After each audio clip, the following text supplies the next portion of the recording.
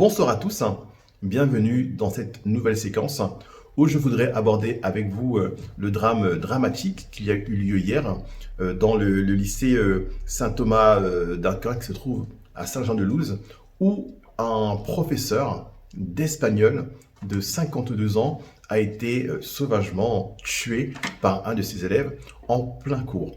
Chose qui est très rare en France, ça n'est arrivé que 8 fois où un professeur est décédé dans l'exercice de ses fonctions. Qu'est-ce qui a bien pu se passer? Qu'est-ce qui a bien pu passer dans la tête de ce garçon?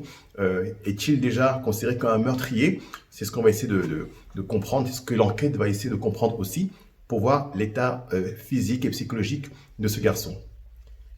Il est précisément hier 9h45 quand ce garçon, pas spécialement connu sur des faits dramatiques, pas de casier judiciaire, rien du tout de spécial, va se lever en plein cours, aller fermer à clé la porte de la classe et ensuite va aller frapper en plein thorax son professeur d'un coup de couteau. Un couteau d'environ 10 cm de long, un couteau de cuisine, qui ne laissera aucune chance à son professeur d'espagnol qui est décédé sur place malgré l'arrivée rapide des secours.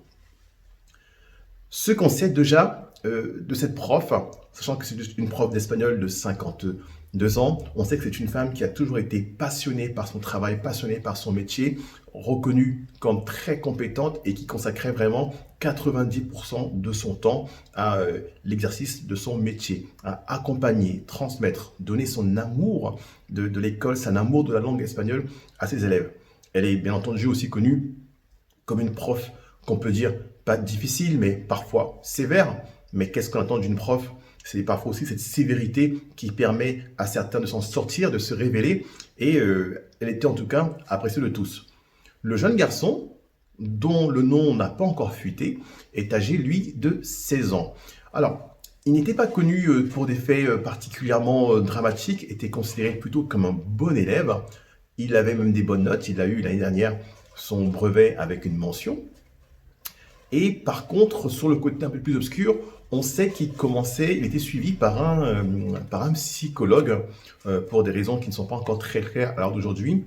Et il semblait souffrir peut-être d'une baisse d'estime de lui-même et semblait avoir le sentiment d'être harcelé. Il a, pour, entre guillemets, sa défense, si c'en est vraiment une, il a dit avoir entendu une petite voix dans son oreille qui lui a demandé d'aller assassiner la prof. Alors tout cela effectivement est assez incroyable, mais tout cela est quand même curieux parce que effectivement quand on entend une voix, c'est quelque chose qui nous dit à l'instant T de faire quelque chose de manière incontrôlable et de manière incontrôlée. Sauf que il y a quand même un sentiment de préméditation dans cette histoire, puisque ce garçon a pris le couteau de cuisine la veille du meurtre. Donc le soir, pour le lendemain. Donc à ce moment-là, c'est quand même étonnant parce que, vous savez, on ne va pas à l'école ni vous ni moi avec, du moins quand j'y allais, je suis un peu trop vieux maintenant pour l'école, mais à nos époques, vous n'alliez pas à l'école avec un couteau de 10 cm de long. D'accord, 10 cm de long, c'est le couteau de Rambo. Et Rambo, quand il sortait ce couteau-là, c'était pas pour couper des gâteaux. Vous me comprenez? Donc, le sentiment que ce soit prémédité, mais en même temps, le sentiment d'avoir entendu une voix qui lui a fait exécuter un acte regrettable dès le début, dès l'instant où il s'est levé, ça ne concorde pas beaucoup parce que justement, les gens qui entendent ce genre de voix, de manière générale, bien entendu, encore une fois, c'est quelque chose d'instantané. C'est pas des voix qui vous parlent depuis la veille, ainsi de suite. Donc c'est vrai que cette affaire est quand même assez dingue et assez inquiétante parce que il n'est ni le seul ni le premier à avoir entendu des voix.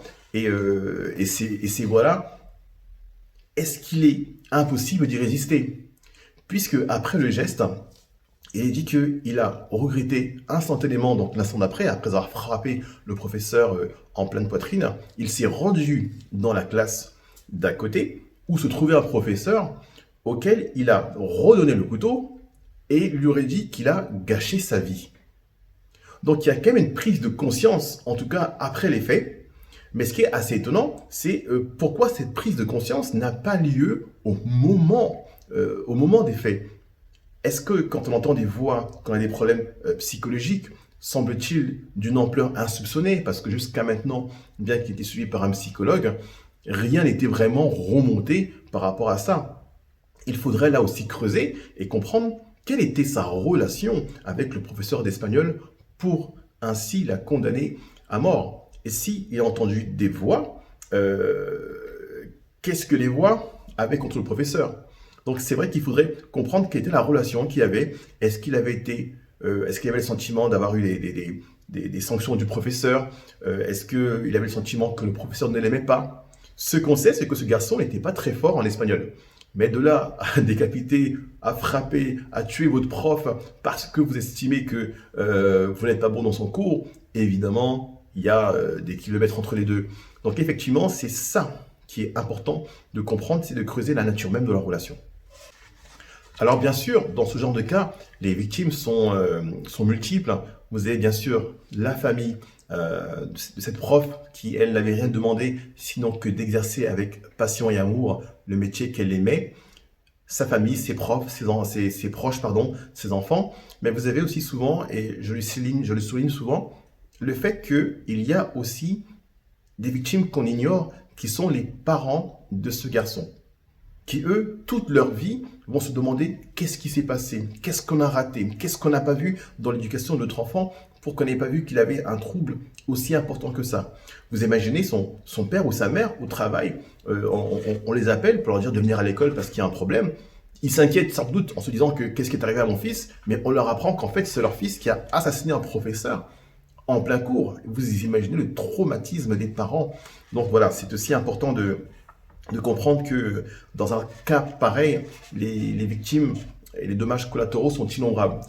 Que ce soit la famille de la personne qui est décédée, que la famille de la personne qui a tué, des deux côtés, il y a des histoires qui se brisent, des histoires complètement irréparables et irrécupérables.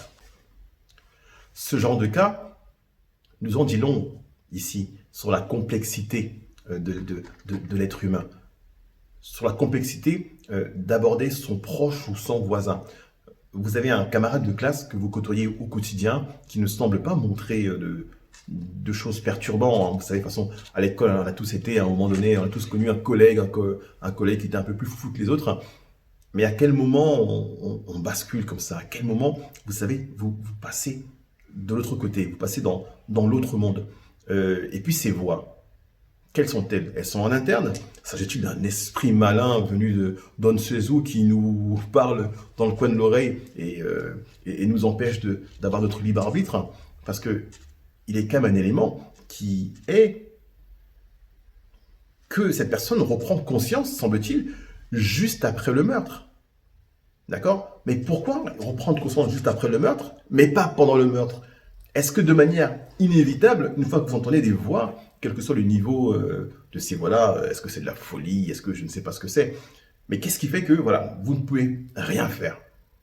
Vous ne pouvez pas lutter contre ce type de choses. C'est inquiétant parce que ça veut dire que mon voisin, un jour, peut se lever, me poignarder parce qu'il a entendu une voix. Mon collègue peut peut-être le faire. Et l'école dans tout ça? Est-ce qu'on doit avoir peur de ces camarades à côté de nous? Est-ce que l'école a sa part de responsabilité? Alors, c'est une question qui revient, je suis dans cette actualité-là, mais l'école, mis à part quelques signalements que les parents peuvent faire en disant que voilà, mon enfant est suivi, ainsi de suite, c'est très difficile pour les professeurs de détecter ce genre de choses. Encore une fois, on est sur le cas où ce garçon-là était un garçon qui ne montrait pas de signes précurseurs. Donc, à aucun moment, vous ne pouvez détecter le passage à l'acte de ce type de personnes. Que ce soit une personne vraiment, que ce soit volontaire ou involontaire, il n'y a pas vraiment de signes précurseurs où on avait remarqué des choses qui pouvaient penser que ce drame allait arriver. Alors, bien sûr, comptez sur moi, comme à chaque fois, pour suivre cette affaire de près et de vous informer des suites de celle-ci. À bientôt.